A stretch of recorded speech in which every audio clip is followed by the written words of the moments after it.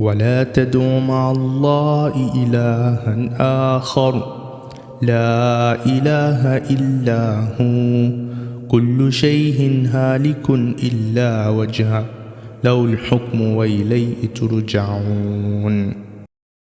Assalamu alaikum wa rahmatullahi wa barakatuh. Bismillah walhamdulillah wa salatu wa salam ala rasulullah sallallahu alaihi wasallam. Welcome guys. I want to show you why it is wrong. I've made this video before, but this is another way to look at it. That it is wrong to say that the Father is God, okay? And then the Father and the Trinity is also God. Okay, so you either choose one of them. Is that the Father is God or the Trinity is God? It cannot be both ways, okay? In the same sense, okay? Now, what is my reasoning behind this? You know, if we say that divine nature, which we believe the Son possesses, the Father possesses divine nature, the Holy Spirit possesses divine nature. If we say this is what we are talking about, that okay, in the divine nature we have omnipotence, that God is all powerful and all of that, all those attributes that we know of God. Are we going to include tripersonality in the nature of God, such that whoever does not have three persons cannot be called God?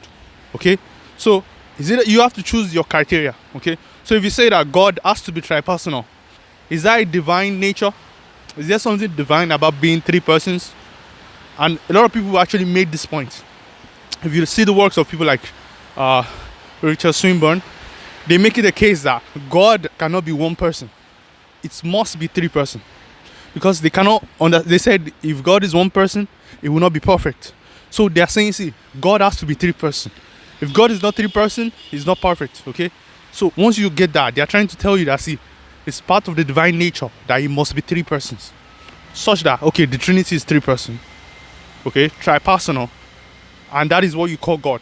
So to me, if you say that God, part of his nature is that he must be three persons, such that they are saying that even the Islamic conception of God, they are saying it's not perfect, you know, it's not good because there's only one person there. The question can be asked, does the Father have the divine nature?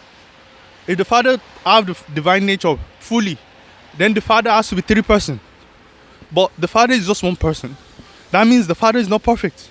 Do you understand? So the Father on himself is not the perfect God. It's the Trinity, the union, that is perfect. Do you understand what's going on? So if you say that it's a part of the divine nature that there has to be three persons necessarily, then we know that the Father cannot be God by that definition also. So the Father is not God, the Son is not God, the Holy Spirit is not God. Only the Trinity is God. But the Orthodox position, they still want to hold on to both. Meaning they want to hold on to that. See, the Father is God fully, the Holy Spirit is God, and the Son is God fully. And yet, the one being, when they say there's only one being, some people interpret it as the Trinity, okay? So the one being there is their union, okay? But some people interpret it as general essence, like I made in the other video, like divinity, something like can be shared by many people, like humanity or something like that. So another way to see this is, imagine the New Testament, okay? When you take the New Testament is one book. However, there are many books in there, okay, that make up the New Testament. Those books are independent. Someone just put them together, okay? So Mark, when he wrote his gospel, he didn't write it like I'm writing it in the New Testament. No, that was later development.